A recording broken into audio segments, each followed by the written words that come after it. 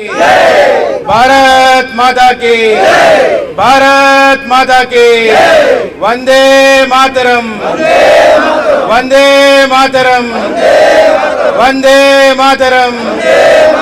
ఈ సందర్భంగా ఈ తిరంగ ర్యాలీ ఎందుకు చేస్తున్నామంటే పాకిస్తాన్ నుంచి కొంతమంది టెర్రరిస్టులు కాశ్మీర్లో అమాయకులైన ప్రజల మీద దాడి చేసి పారిపోయారు పిరుగుపందుల్లాగా.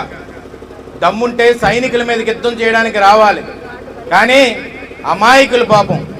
మన వైజాగ్ నుంచి కొంతమంది వెళ్ళారు, కర్ణాటక నుంచి కొంతమంది వెళ్ళారు, అన్ని రాష్ట్రాల నుంచి కొంతమంది అక్కడికి వెళ్ళి పిల్లల్ని పాపం సమ్మర్లోని మన అందరం కూడా సెలవులకు వెళ్ళొచ్చు కదా, కాశ్మీర్ ఒక స్విట్జర్లాండ్ లాగా ఉంటుందని చెప్పి అక్కడికి వెళ్తే అక్కడికి వచ్చి పిచ్చోళ్ళలాగా మెంటల్ ఎక్కిన వాళ్ళలాగా ఒక గన్ తీసుకొని ఇష్టం వచ్చినట్టు కాల్చి పడేశారు. వాళ్ళకి ఏ పాపం తెలుసు పాపం.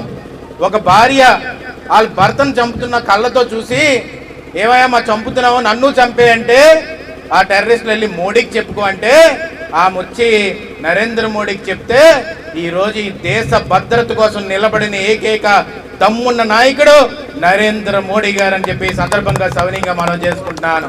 కూటమి ప్రభుత్వం మొన్న వచ్చిన తర్వాత నరేంద్ర మోడీ గారు అనే వ్యక్తి అక్కడ ఉండడం వల్ల చంద్రబాబు నాయుడు గారు, పవన్ కళ్యాణ్ గారు అనే వ్యక్తులు ఈ రోజు మద్దతు ఇచ్చి అలాంటి బలమైన నాయకుడిని దేశం ముఖద్వారంలో నించోబెట్టడం వల్ల పాకిస్తాన్ ఈ రోజు బెదిరి పారిపోయే స్థితికి వచ్చిందంటే అది ఈ నరేంద్ర మోడీ గారు దమ్మని చెప్పి సందర్భంగా చెప్పదలుచుకున్నాను. ఈ రోజు మనం అందుకే పౌరులందరమే కూడా ఈ రోజు నిలబడి మన దేశం కోసం నిలబడాలి. ఈ రోజు మురళీ నాయక్ అనే వ్యక్తి ఒక సైనికుడు అనేది గర్వంగా మనం చెప్పుకోవాలి, రొమ్ము విరిచి చెప్పుకోవాలి.